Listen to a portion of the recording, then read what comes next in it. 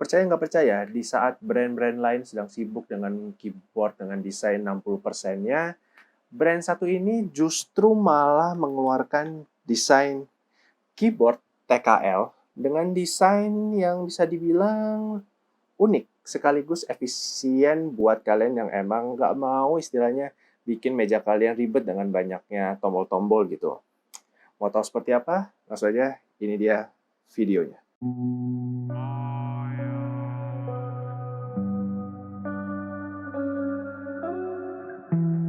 Selamat datang kembali di tni.id, channel yang membahas seputar faedah-faedah teknologi dan juga produk sinema hiburan yang menarik untuk kalian tonton dan kalian nikmati di masa pandemi ini.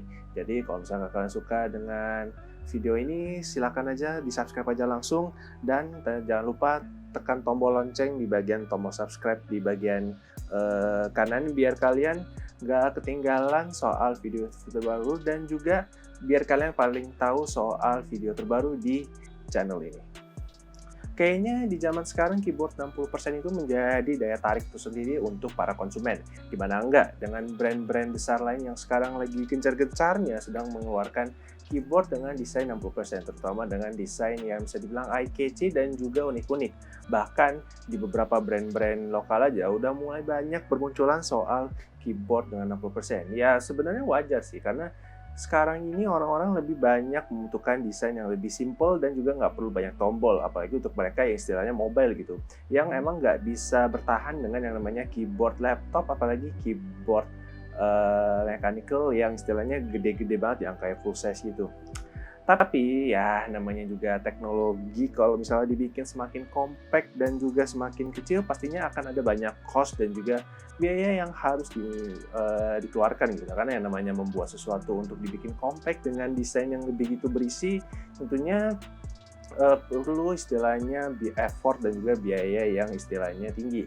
Terutama untuk mechanical keyboard yang harganya itu bisa dibilang masih terasa tinggi kalau misalnya kita bandingkan dengan keyboard-keyboard yang istilahnya membrane switch gitu loh. Walaupun memang untuk di beberapa brand lokal ada yang penjual keyboard itu di bawah 1 juta aja itu udah lumayan murah gitu. Nah, sampai gue temukan keyboard yang punya desain yang unik ini. Dan ini dia reviewnya untuk keyboard dari Digital Alliance, yaitu DA Mecha 8.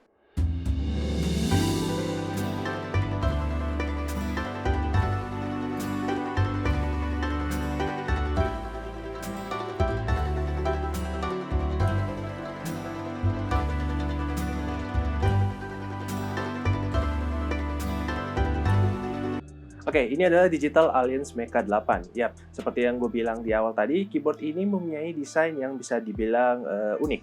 Karena kalau misalnya kita lihat keyboard TKL itu punya desain yang bisa dibilang ya gitu doang, nggak ada istilahnya numpad ataupun ya desainnya tambahan gitulah. Nah, tapi di keyboard ini punya desain yang sebenarnya cukup berbeda. Kenapa? Karena dia mempunyai desain 10 keyless yang istilahnya nyatu ya dengan tombol-tombol page up, page down. Dan dengan harga yang terbilang murah, keyboard ini sudah bisa memenuhi kebutuhan banyak orang, apalagi untuk orang yang istilahnya males gitu punya keyboard full size. Dan juga ada beberapa kelebihan dan kekurangan yang nanti akan gue sebutkan di belakang nanti ya.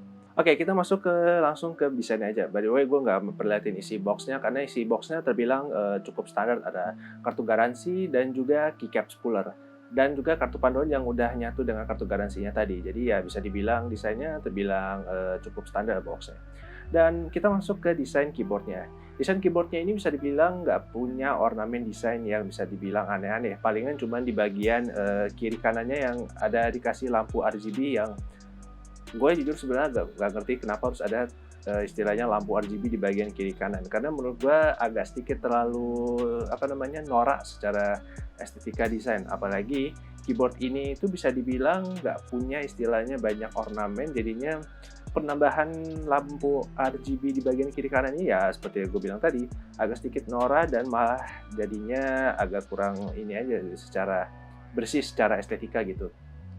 Untuknya desain keyboardnya ini walaupun dengan adanya lampu RGB ini masih tetap enak dan bagus, walaupun ya balik lagi untuk preferensi gue pribadi lebih baik nggak perlu ada istilahnya lampu RGB gini karena biar nggak makan listrik aja gitu, karena udah ada RGB lighting kan di keycapsnya, jadinya lumayan lah. Untuk overall build quality-nya sendiri nggak ada masalah, plastiknya cukup kokoh dan juga desain keycapsnya bisa dibilang cukup enak lah untuk dipakai untuk ngetik dan juga yang lain, dan juga desainnya nggak terlalu bulky dan juga pas banget di setup meja yang gue pakai ini. Overall untuk desain dan juga estetika menurut gue ya nggak ada masalah banget sih, karena ya bisa dibilang ya lumayan lah untuk ukuran keyboard dengan harga 300.000 ya. Oh ya, untuk desain keycapsnya sendiri, dia itu punya desain build quality yang lumayan walaupun menggunakan ABS, tapi untuk ketahanannya lumayan oke lah dan nggak begitu terlalu pudar. Cuman mungkin gue agak sedikit kurang seret dengan font-font yang ada di keyboard ini, karena keyboard ini tuh punya fontnya tuh sebenarnya agak aneh. Untuk huruf Q, O, D, dan P yang istilahnya harus ada celah, yang istilahnya tuh gue juga masih nggak ngerti untuk apa. Terus udah gitu untuk angka tombol-tombol yang istilahnya penting kayak tombol E, tombol pagar itu desainnya menurut gue agak terlalu gimana ya, terlalu norak gitu lah. Jadinya menurut gue preferensi harusnya dikasih font yang sebenarnya biasa aja, sebenarnya gue nggak masalah. Tapi ya again itu cuma masalah minor doang dan bisa dibilang nggak begitu berpengaruh banget, karena kalau misalnya udah terbiasa dengan layout tombol keyboardnya dan juga lainnya harusnya sih nggak ada masalah. Nah, kita masuk ke bagian fungsinya. Nah, ini jadi salah satu highlight besar di keyboard ini, karena percaya nggak percaya keyboard ini walaupun menggunakan sistem TKL, tapi keyboard ini menggunakan yang namanya numpad di bagian kanan di atas tombol panah yang juga berfungsi sebagai untuk switch untuk lightingnya. Nah, untuk keyboard untuk numpadnya ini, dia ini menggunakan warnanya itu warna ungu, jadinya bisa dibilang dia ini nggak ada istilahnya switch untuk nambah-nambah warna di keyboard di numpadnya ini nggak ada istilahnya untuk ganti-ganti warna, itu nggak bisa. Bahkan untuk keyboard numpad ini kalau kalian mau menyalakannya dan mematikannya bisa aja, tinggal kalian tekan Fn plus tombol backspace yang ada di bagian atas. Nah, itu bisa kalian gunakan untuk mematikan dan menyalakan tombol numpadnya. Nah, keuntungannya apa sih numpad di keyboard TKL ini? Ya tujuannya buat kalian yang emang suka bekerja di istilahnya yang berhubungan dengan angka, apalagi entah itu untuk masukin ID atau masukin kode-kode password atau apa, atau mungkin kode nuklir mungkin, ya nggak mas. Keyboard numpad ini bisa jadi pertimbangan kalian kalau misalnya kalian mau istilahnya pakai keyboard TKL tapi nggak perlu beli yang full size, karena balik lagi full size itu kan sangat makan tempat banget, apalagi kalau kalian pakai di meja yang istilah sempit kayak begini, ini pasti nggak akan begitu muat lah untuk keyboard full size, apalagi kalau kalian udah banyak peretelan kayak laptop, headphone dan yang lain yang semuanya ditaruh di meja yang mungkin mejanya terlalu sempit gitu. Selebihnya untuk fungsinya lain sebenarnya cukup standar, ada media button, terus tombol untuk function lighting RGB, dan juga tombol-tombol untuk misalnya kalian mau pakai keyboard ini untuk game FPS, kalian tinggal lightingin aja ke tombol-tombol yang biasanya digunakan untuk FPS. Kalau kalian main Dota atau RPG gitu, kalian tinggal cukup pencet RTS doang di bagian tombol nomor 3 biar kalian nggak kebingungan gitu kalau itu tuh. Cuman menurut gue fitur ini nggak terlalu kepake banget, karena menurut gue akan lebih enak kalau pakai lighting semua itu nyala, karena kan kalau kita main istilahnya game kan nggak mungkin cuma pakai tombol WASD doang, karena pasti kan banyak banget tombol-tombol yang biasa untuk skill dan semacamnya untuk karakternya yang harusnya bisa dipakai lah, yang istilahnya harus punya lighting semuanya tuh harus dipakai gitu. Oh ya, satu tambahan lagi, keyboard ini juga memiliki fitur yang namanya Windows Lock button. Jadi kalau kalian misalnya kalian mau pakai untuk ngunci tombol Windows, untuk istilahnya kalian main game terus gak kesengaja untuk neken tombol Windows, kalian bisa nyalain fitur ini dengan cara Fn plus tombol Windows ya. Jadi ini akan berguna banget buat kalian yang suka ngegame tapi misalnya males harus ngurusin tombol Windows yang suka kepencet-pencet nggak sengaja. Oke, kita masuk ke bagian switch. Untuk switch yang digunakan untuk keyboard yang gue pakai ini adalah tipenya adalah Blue Switch, yang dimana Blue Switch ini adalah yang pembuatnya itu adalah Outemu. Jujur untuk bagian ini gue agak sedikit norak secara istilahnya penggunaannya, karena gue dulu tuh sebelumnya cuma pakai keyboard membrane yang istilahnya cuma pakai karet. Apalagi gue juga waktu itu sempat nyobain keyboard laptop yang cuma pakai chiclet.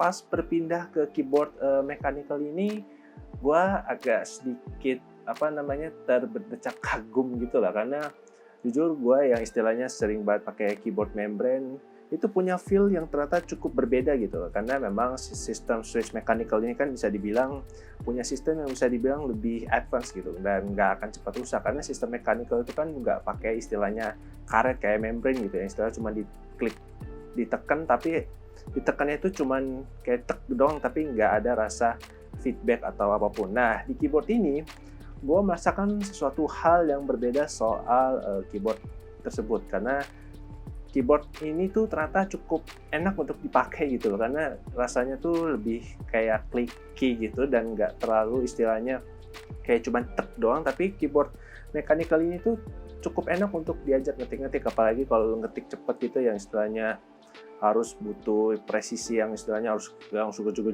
gitu, itu ternyata lumayan enak dan clicky. Bahkan clicking-nya tuh hampir mirip kayak mouse yang harus yang ada klik-kliknya itu tuh bener-bener terasa lah. Wah, pokoknya gue nyobain pertama kali keyboard mechanical ini tuh bener-bener istilahnya first impression yang istilahnya good banget sih. Apalagi gue yang istilahnya sebelumnya cuma pakai keyboard istilahnya mechanical keyboard membrane biasa gitu yang cuma tek doang, itu feelnya pas pakai keyboard ini lumayan enak. Untuk feedbacknya sih clicky banget, dan juga pas main game kayak Valorant, terus main game Battle Royale kayak PUBG atau Apex Legends, ini keyboard ini ternyata enak banget.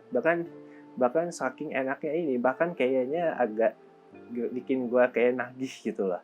Overall sih untuk feel-nya sih cukup enak sih ya, karena gue juga belum coba untuk switch lain untuk red dan brown yang katanya dengar-dengar sih red brown ini punya desain yang lebih silent, karena kan dia nggak terlalu clicky kata-katanya gitu. Cuman gue belum nyoba, jadinya ya gue cuma bisa menyimpulkannya seperti itu.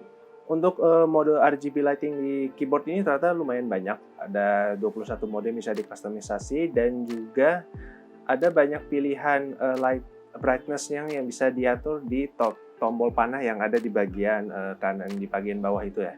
Dan untuk menekan kustomisasinya kalian bisa pakai tombol Fn plus F9 yang di bagian atas itu, biar kalian bisa ganti mode-mode efek breathing-nya. Tapi untuk gue pribadi sendiri, gue cuma pakai efek breathing untuk kiri kanan doang, yang dimana gue nggak terlalu banyak pakai karena menurut gue agak terlalu norak aja buat selera gue. Jadi untuk efek yang gue pakai sih sebenarnya cuma itu doang, dan gue nggak ada masalah dengan kustomisasinya. Dan gue juga agak sedikit menyayangkan juga untuk build quality dari lighting RGB-nya ini, karena setelah gue pakai selama 2 minggu gitu, ada satu tombol yang rusak di bagian tombol alt-nya nih.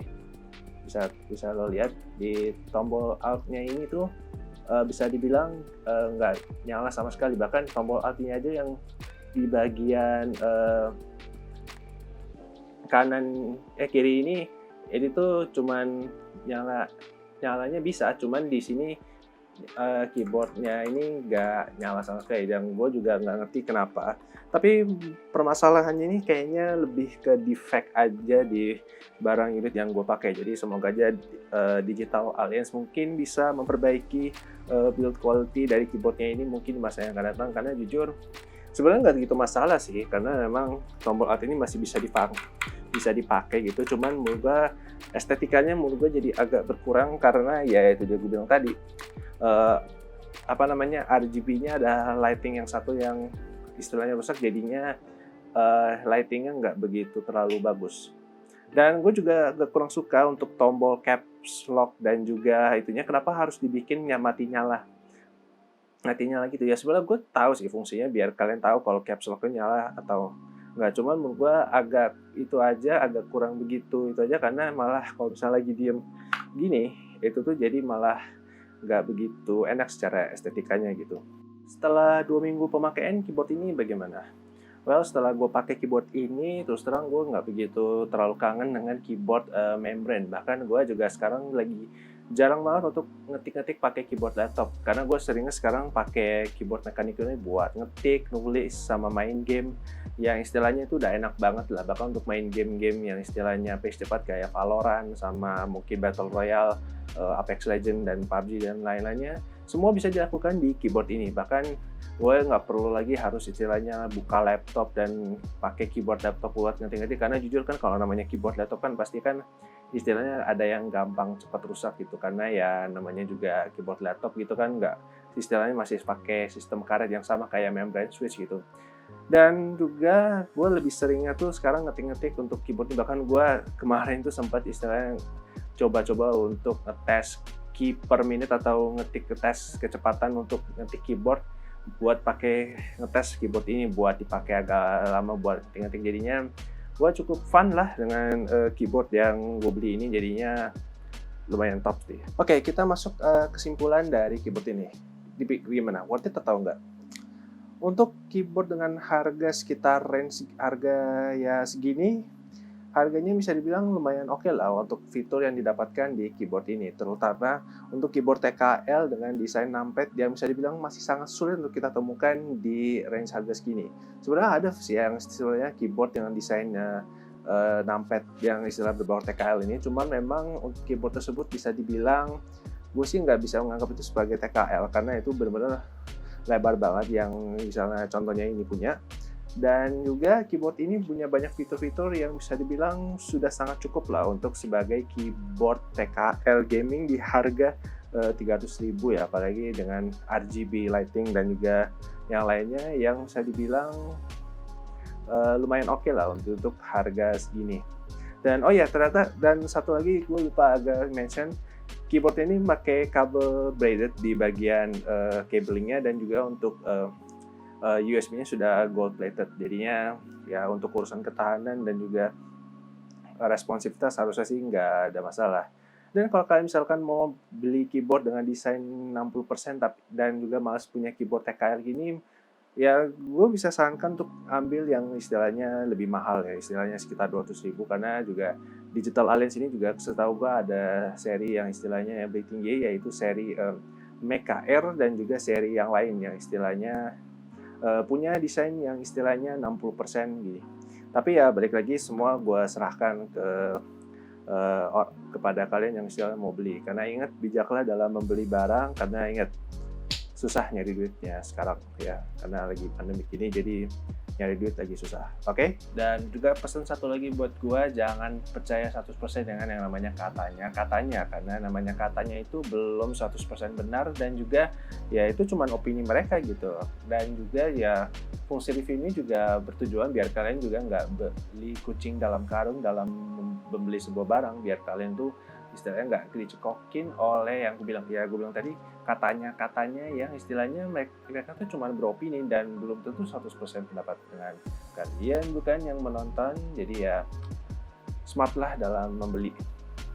Oke, mungkin sekian aja untuk video kali ini, dan kalau kalian suka silahkan like aja, dan kalau misalnya kalian suka dengan channel ini silahkan subscribe di bagian bawah ini, dan kalian tekan tombol loncengnya untuk biar kalian paling tahu soal video terbaru di channel ini. Dan jangan lupa untuk isi komentar nih kalau kalian suka mau berdiskusi untuk nanya-nanya soal keyboard ini dan lain-lain semacamnya. Kalian bisa tanyakan di kolom komentar di bawah video ini, dan juga share video ini kalau kalian misalnya pengen kasih tahu atau mungkin mau ngerekomendasiin ke saudara atau kerabat atau mungkin ke mana, ke istilahnya ke teman kalian, ya silakan share aja gitu loh.